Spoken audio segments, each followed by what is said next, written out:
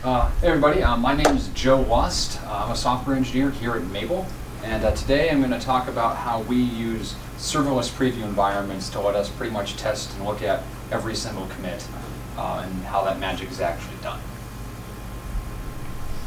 So, a tad more about me. I've been working on the internet for a long time, more years than I'd like to count, but I learned a lot of neat things during that time. I've been generally all in the cloud for about the last 8 years, and here at mabl, we work completely in GCP, so I work on that a lot, and I also am a co-organizer of the GCP Cloud Meetup here in Boston. We had it here last night, so if you like the digs, just Google for us. We'd love to see you at the next meetup, and we'll show you how all this magic actually works.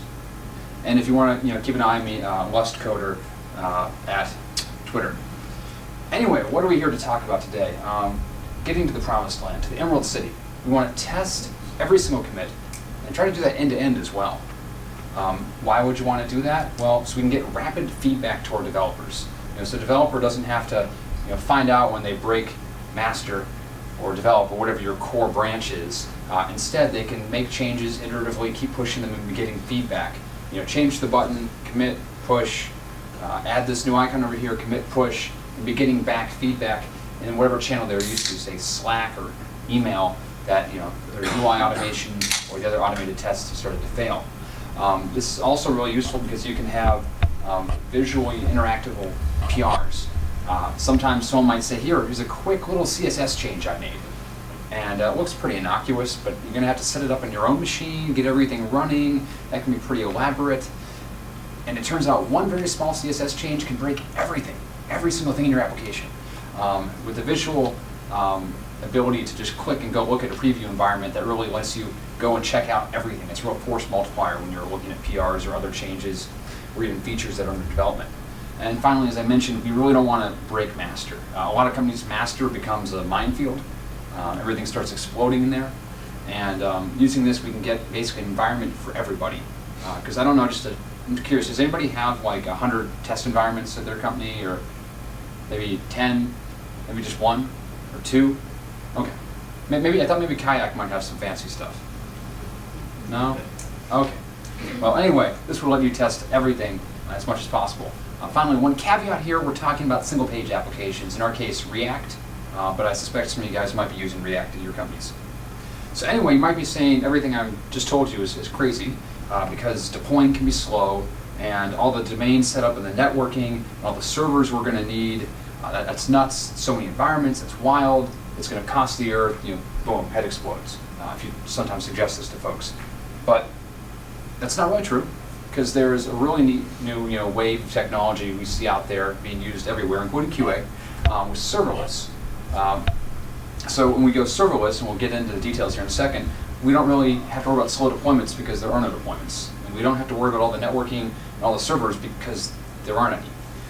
And because of that, we can have as many environments as we want, and the costs pretty much round to zero.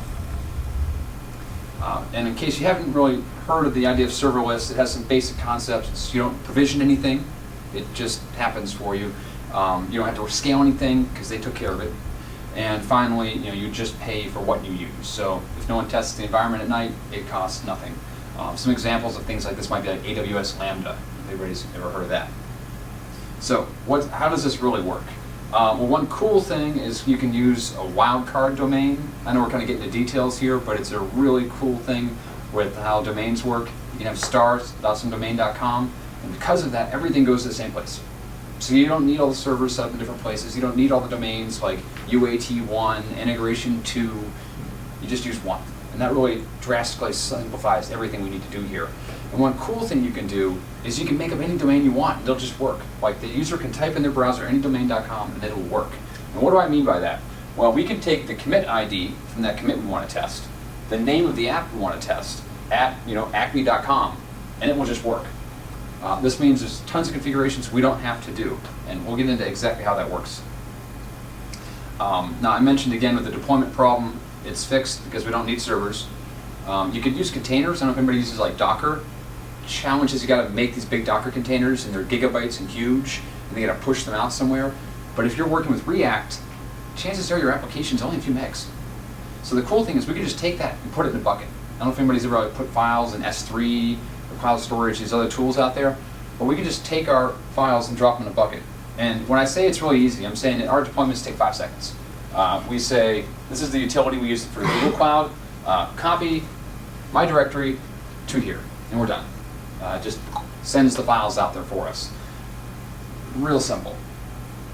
And finally, we can use a very trivial little container to actually just hold that, to do the redirecting that kind of says, oh, some commit ID dot accounting.com points to this bucket over here. So I won't get into the details of how that works, but there's a little container. It's really trivial. Maybe you've seen some crazy Docker files. This is it. Use Nginx, copy my config file, we're done. It's pretty simple. This is another piece that just rewrites a URL. That is all. Now, what form does this actually take? We wrote a tiny little bot that runs in a webhook for GitHub. So every time somebody makes a commit at mabl to our UI, for example, there's a little piece of JavaScript in a cloud function, like AWS Lambda, that just sees, oh, look, a build finished. Okay, well, it puts that URL I just showed you right here. And now anybody can just click on this, and they can see that application running. So right now at mabl, there are hundreds of versions of our UI deployed right now at cost of 0, because we just dropped them all in a bucket. We put a little server in front of that. Now everybody goes through there. And of course, this doesn't just have to go to like a GitHub pull request comment. It's really easy to see in a pull request, but you can also drop it into an email, drop it into Slack. Just get more eyeballs looking at that test environment so people can surface those features more quickly.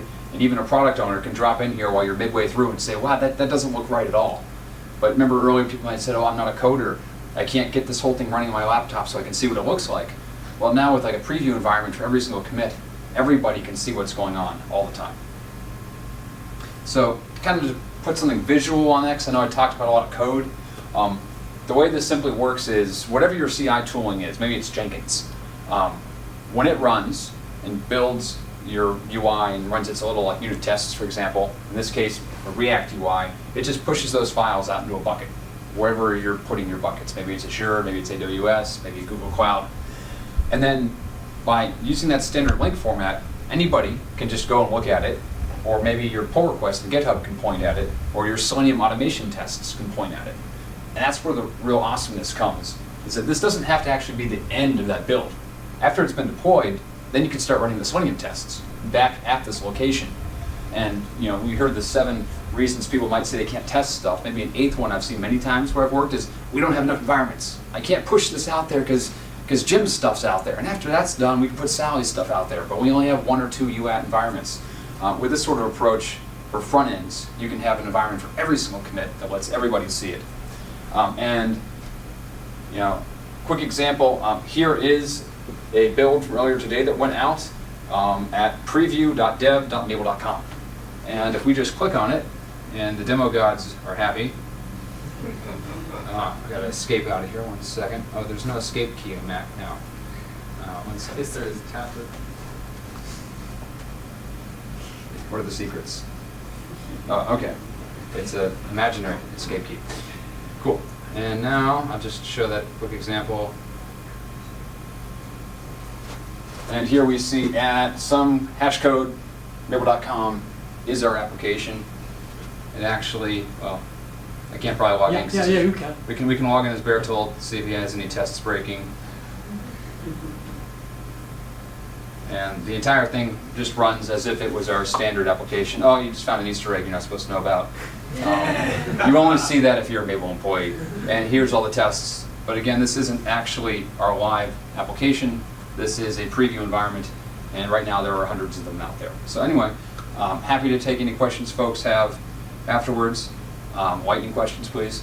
But that is a quick rundown of how we do and have the ability to preview and test every single commit here. Thank you.